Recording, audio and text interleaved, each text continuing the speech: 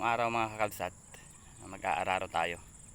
Haluin na natin itong nililinisan natin para yung nasa ilalim mapunta naman siya sa ibabaw. Yan ngayon yung haluin natin. Ito na yung kalabaw ko.